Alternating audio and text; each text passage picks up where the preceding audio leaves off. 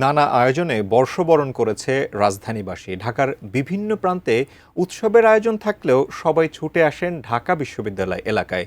Concert, মেলা আর আনন্দ আয়োজনে চলে উদযাপন।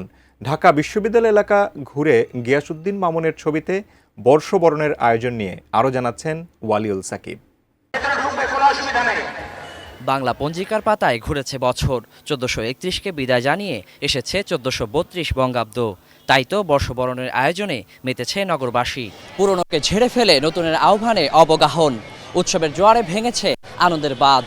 পহেলা বৈশাখের আমেজ আজ দেশ জুড়েই, যার কেন্দ্রবিন্দুতে রাজধানীর ঢাকা বিশ্ববিদ্যালয় এলাকা।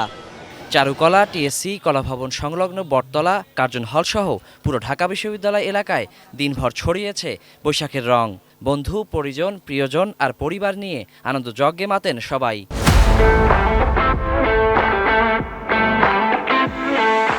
এখানে এসে খুবই ভালো লাগছে, খুব আনন্দ লাগছে, উৎফুল্ল লাগছে। খুব ভালো লাগছে এবং আজকের ওয়েদারটাও মনে হয় পয়লা বৈশাখে যেমন থাকে সেটার থেকে একটু শীতল। আমি আগামীতে এরকমই চাচ্ছি যেন এরকম সুন্দর মতন হয়।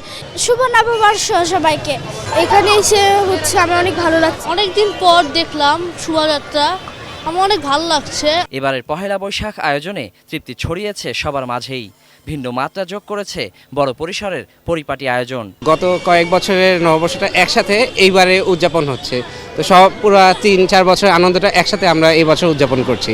আমরা খুলনা থেকে এসেছি মূলত এই অনুষ্ঠানটাকে উপভোগ করার জন্য, দেখার জন্য। এটা একটা বাঙালির আসলে প্রাণের স্পন্দন। এবার যে নতুন মোটিভগুলো যুক্ত হয়েছে চারুকলাতে, এটা খুবই ভালো লেগেছে। দেশের সবকিছু উন্নতি হোক, মানুষ খুশি থাকুক। নতুন বছরে দেশ আরও সামনের দিকে এগিয়ে যাবে, এমনটাই প্রত্যাশা সবার। Waliul Sakib, ATN news, Dhaka.